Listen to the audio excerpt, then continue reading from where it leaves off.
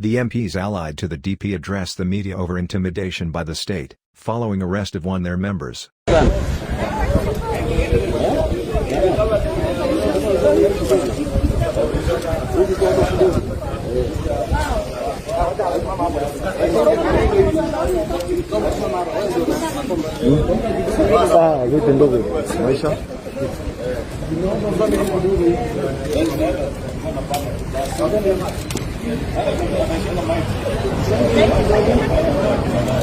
Excuse me, just run on to this side of this.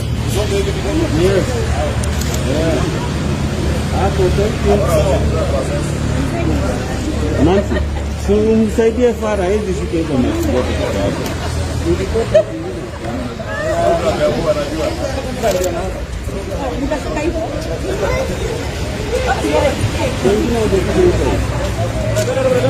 when we balance the picture. Statement. So you balance onto this side a bit. Some of you, yes. Yeah.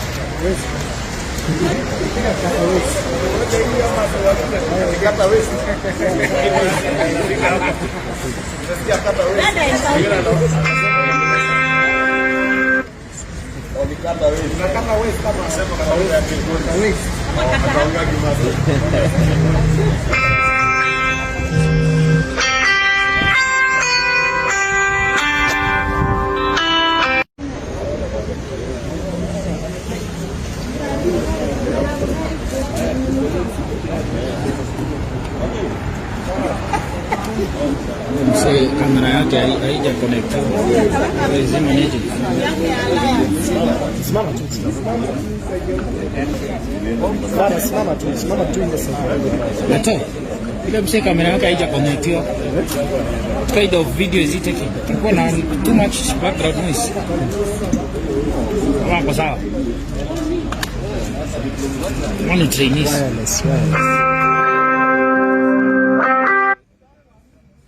Technology.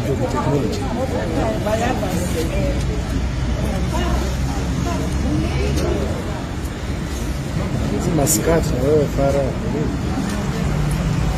Iko complex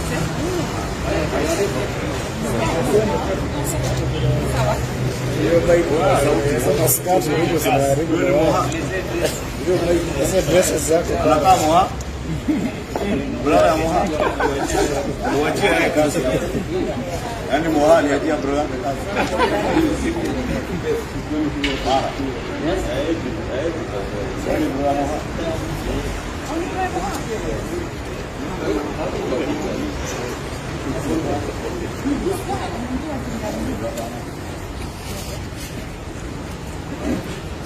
Statement on the proposed planning by some members of state functionaries to arm chiefs and create a parallel militia for the 2022 general elections, July 23rd, that is today, 2021. As leaders, we have the responsibility to conduct our affairs in a manner that promotes national cohesion, peace, and the stability of our republic. As responsible citizens, we must always engage one another with the government so as to build public confidence in national institutions, enhance good governance and the rule of law. As public officers, we aim to discharge our duty and observe and demand high standards of accountability, transparency, constitutionalism, and ensure the realization of national values and principles of governance.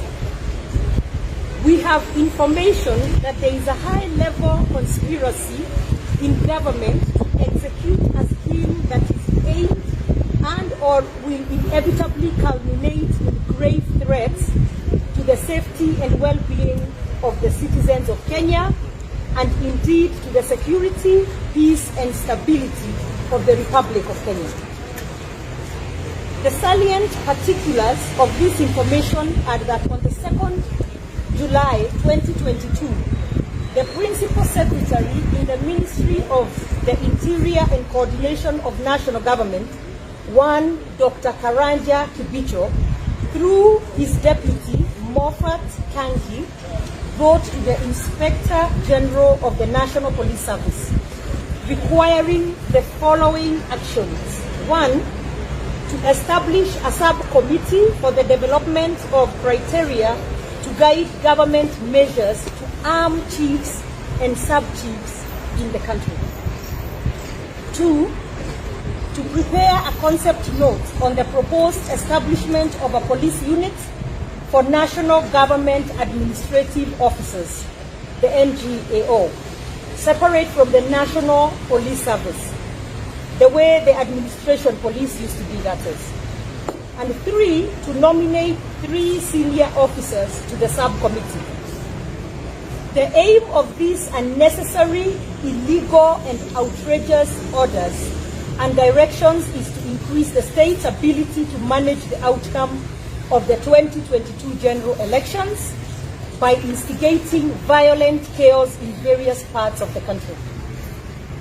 By fomenting conflict, fear, and despondency, the Ministry of Interior will be able to suppress voter turnout and create other conditions for the commission of vote fraud, ballot stuffing, and other electoral malpractice. It will also be to replicate the violent chaos that was witnessed in the 2007 general election in order to facilitate rigging. We know that the subcommittee held its first meeting on the 7th of July 2021, and we have also established that the plan was discussed in the last meeting of regional and county commissioners held at the Kenya School of Government a month ago. Given our country's disastrous history with an executive that deploys the police service to murder, abduct, torture, repress, and abuse Kenyans, the Constitution of Kenya 2010 went to elaborate lengths to insulate the police service from political and executive interference, and to enable it effectively operate independently.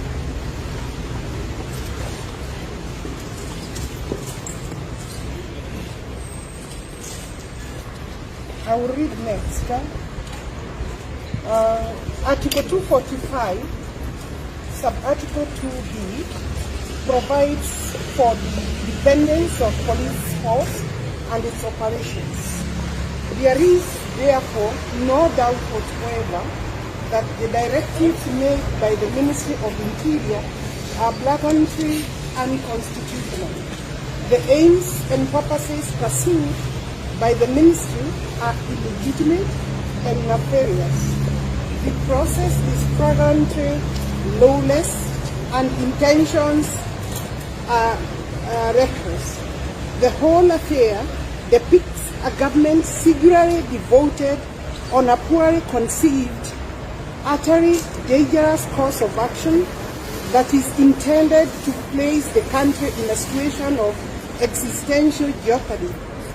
Some notorious officers of the government of Kenya, this republic, are pursuing unlawful, irregular, unconstitutional means to incorporate an armed militia for the sole purpose of terrorizing Kenyans and destabilizing the country during the 2022 general election. This is a very antithesis of the means and ends of government. At the very least, government is expected to secure the territorial integrity as well as peace, security, and safety of its citizens. The government of Kenya should not abandon its constitutional, statutory, political mandate to embark on gangsterism, criminality, and impunity. It is threatening to lay to waste everything we have achieved since the birth of this nation and undo the strides we have made as a country in establishing peace and stability.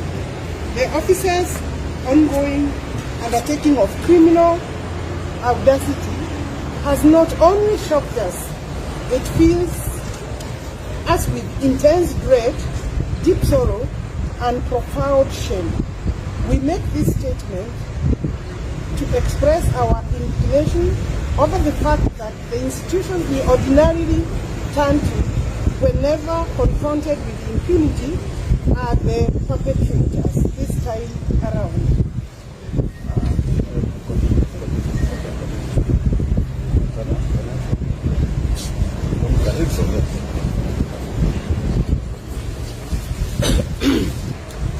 We continue with the statement.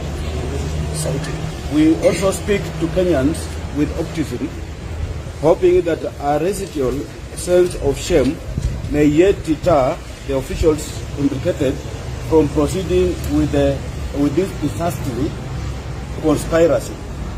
We call upon Inspector General of Police to come out and assure Kenyans that he will not betray the oath of office he took. He must assure the country of a preserve of the constitutional doctrine of independent command of the police service. The last few by-elections in the country have pointed a grim picture of an infiltrated police service which takes instructions from this couple that operates in the office of the president. The Inspector General is hereby put on notice that should anything go wrong on account of police executing illegal political assignments, he will be held to account both locally and internationally. We strongly condemn this evil and dangerous scheme against the stability, peace, and good governance of our country and the couple of reckless impunity behind it.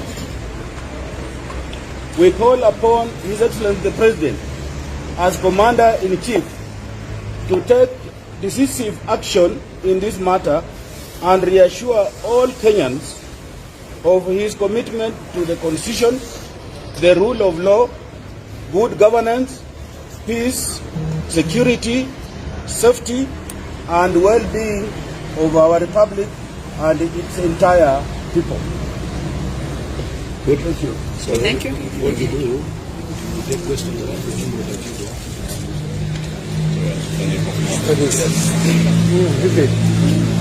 we're doing off cuffs, then we take questions. You see why we have called upon this person is because as Kenyans we are worried when the police service plan an official group. And on behalf of the 6.5 million Kenyans with disabilities, we are worried a lot because some of us are blind, and in an event that there is post-election violence or a state capture, you will find that those who are blind will not see where the perpetrators are coming from. Those who are deaf will not hear the gunshot. Those who are with wheelchairs and crutches will not be able to run. Our numbers will also increase in any post-election violence. That is why we call upon our President, who is the Commander-in-Chief of all armed forces, to take charge and to make sure that police service is not used by those in higher offices for political gains. We are saying on behalf of the 6.5 million Kenyans with disability that we condemn the use of police service for political gains. Police service should remain as a police service. Again, remember, and I want to sound a warning to IG, that your predecessor went to ICC. Ile kraoni alikuwa nayo, aliachana nayo. So hata wewe mkiambei, kraoni ya serikali uko nayo, wakati ambao utaface charges in ICC, itabaki hapa Kenya, utaenda peke yako. Thank you very much.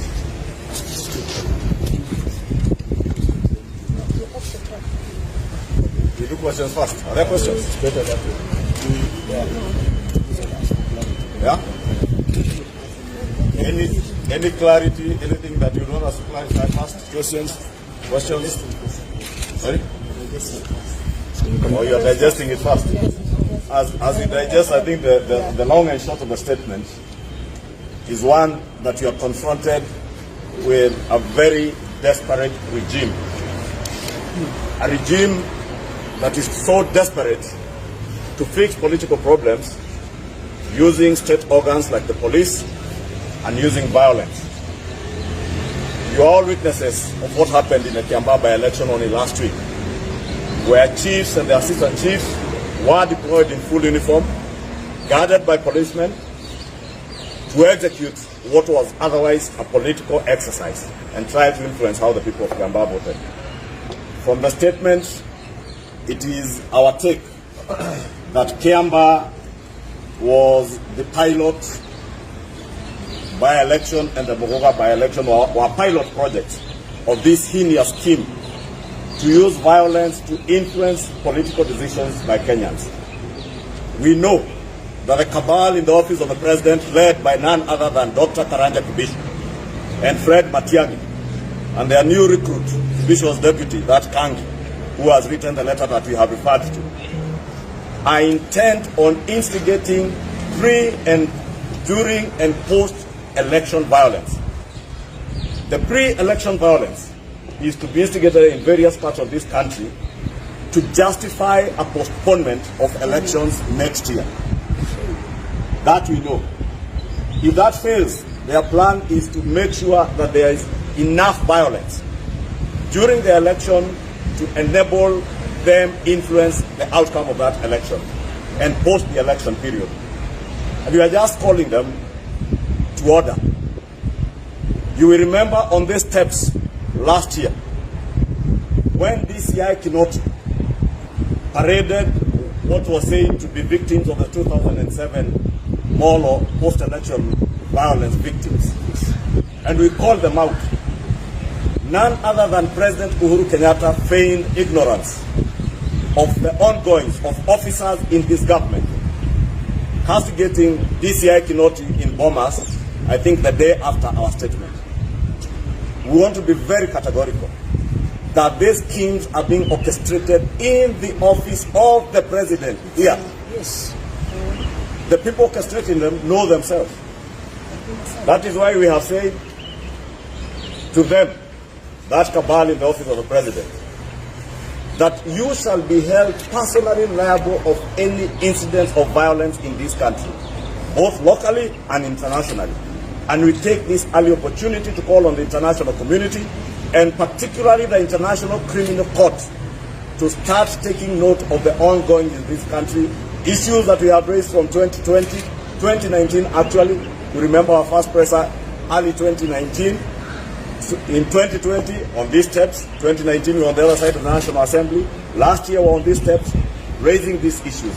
We have been very consistent because, as the statement says, as leaders, we want to be responsible leaders who want to hold this country together in a cohesive and peaceful way.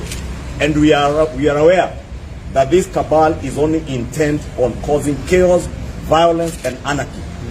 And the intent is because they have failed to influence political outcomes of elections, and they have seen it through the by-elections.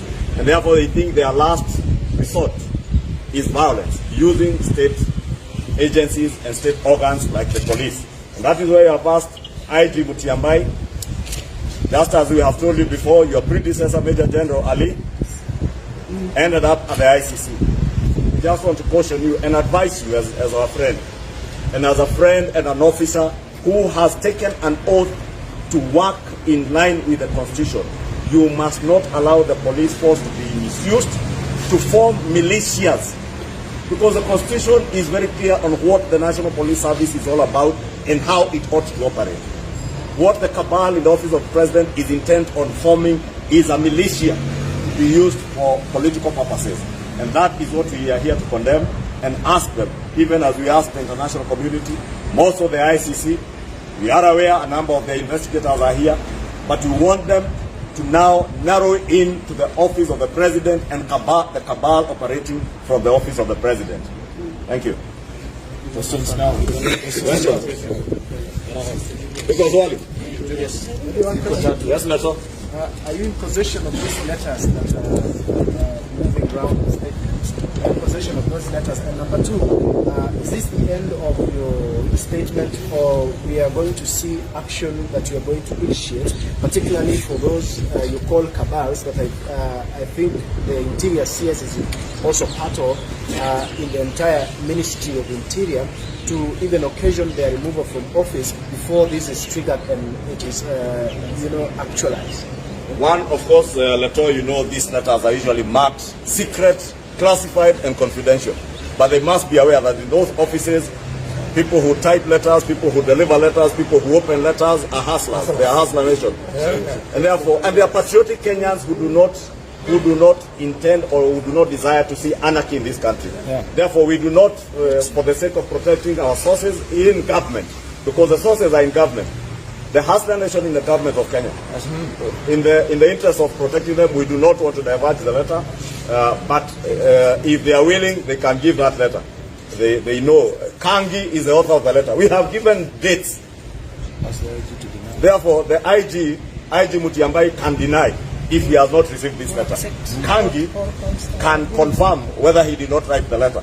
Therefore, we do not to put in jeopardy the forces of the hustler nation within government, who are very many.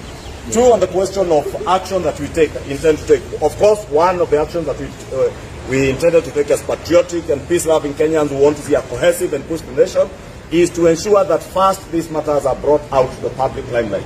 So that those of you in the fourth estate can do your work also, to do your investigative journalism, to investigate the veracity of these allegations and this statement through government offices. Two, as members of parliament, I'm sure you are aware, already there are signatures that were being collected before we went on recess on the impeachment of CS Matiang'i, and nothing stops any other member of parliament, not necessarily those who are here or any one of us here, from instituting other measures to call these officers who belong to that cabal in the office of president to order. To His Excellency the President, these are officers that serve at his pleasure. He has the prerogative to hire and fire. And he knows the misgivings of some of those officers, beginning with CS Matiang'i. You know the issues that were there that are in the public domain on Waraka land scandal. You know the issues of use of violence by the police during elections, in past by-elections.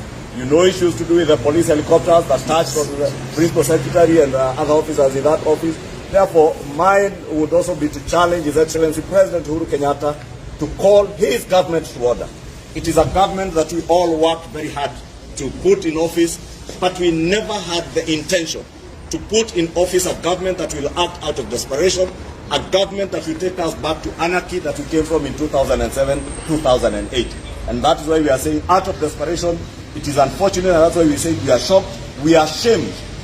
It is a shaming for us as members of the former Jubilee Party to be in a government that is now instigating violence against its own people to achieve political ends. Yes, this guy, it was fast. You then, the guy then will come to you. Address yesterday's arrest of the two judges. Okay. Maybe as members of parliament, I understand that maybe you have another protection from being arrested within the presence of parliament. Do you think that also also we have a law that also protects them from being arrested within the presence of the Okay, let me hear the other one. Yeah, maybe you answer it, but maybe just because that you know, more direct. You've kind of placed this issue at the doorstep of the president, because you're saying these are the officers who are working in the office of the president. Do you feel that the scheme that these people are plotting, as you say it, do you think they are being sanctioned by the president? Because these people are his officers who work in his office. Do you have a feeling that he's the person who has sanctioned the activities that are going on? And then too, have you maybe attempted to maybe arrest these issues with the IG, because he's the person who has been kind of instructed to implement the scheme, as you say it? One, the IG is well informed by this statement. It is now a statement in the public domain. That is why we called you here. 2, as to whether the actions are sanctioned by the President. It is only President Uhuru Kenyatta who can answer that question. I am not able to answer on his behalf. He can tell the country whether he has sanctioned those actions. 2, the buck stops at his desk. He is the commander-in-chief of all the armed forces, including the police force. And therefore, that is why we have said we have addressed him with respect, that as President and as the commander-in-chief of all the armed forces, including that police force, he must call people to order, and he must call officers in his office to order. I think the question of judicial service, I'll leave Alice to answer, but Cheriot to answer that. But my take, one, is that, of course, the desperation with this regime. You remember, one of the justices, Justice Mushalule, is among the 6 that were not nominated to the court, to the higher court that have been appointed to by the JSC. Therefore, there is also desperation within the executive to paint the judges in some negative light. Therefore, we must stand for judicial independence, just like we stand for the independence of the police force. Because what we are asking the IG today is to exercise his mandate within the provisions of the Constitution and the laws that we have enacted in Parliament. Therefore, even for the judicial officers, they must be allowed to work independently, just as we are asking the IG to work independently, directed by Kangi, Matiang'i, Kibisho, and the other evil cabal in the office of the President.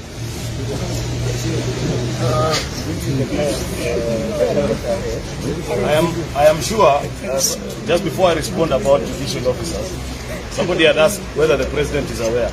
I'm sure President Uhuru Kenyatta lives in Kenya, and he witnessed a few months ago when we had the by-elections in Bonchari. Yes. Citizens who are arresting chiefs who are carrying bundles of money. When we saw the same incident being done in Kiamba, and Muguga last weekend, what rings in his mind as a President of the Republic of Kenya?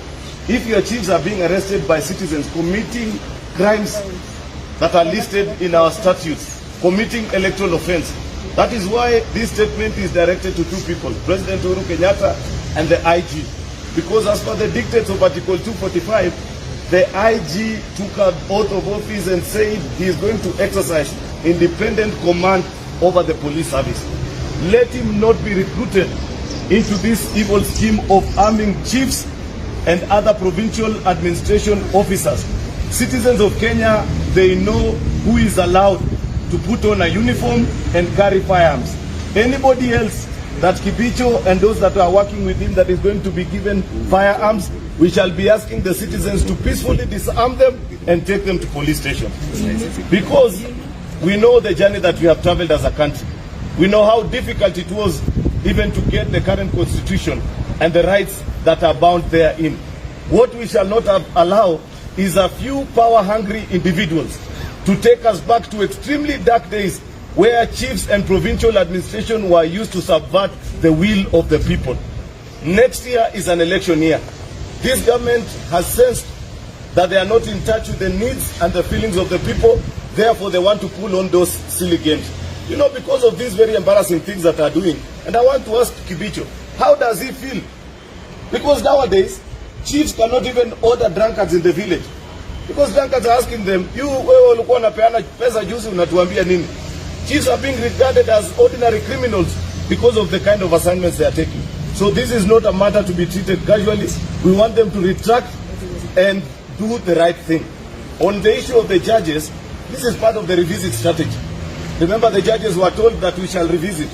This is part of the intimidation. And we are shocked that even this newly appointed Chief Justice and the Judicial Service Commission, judges are raided in the chambers of the judges. You know, that is the equivalent of coming to Parliament and picking up an MP from inside the chambers. Or the Speaker. Judicial Service Commission needs to speak up against this issue. This is intimidation against judicial officers. And we shall not condone, we cannot accept. In fact, it was wrong for the President to comment about BBI while in Kilifi. Because BBI is a matter that is alive in court. As a President, he needs to respect the rule of law in this country and wait until that case is concluded at the Court of Appeal. Then he can give his whatever thoughts he has. The rest of all of us are restraining. We have views just like him. But we have chosen to be peaceful and citizens who respect the rule of law. Therefore, the president also must be called to order and reminded that this matter of the BBI is before the courts of law. Therefore, we should all keep our cool until the matter is concluded. I think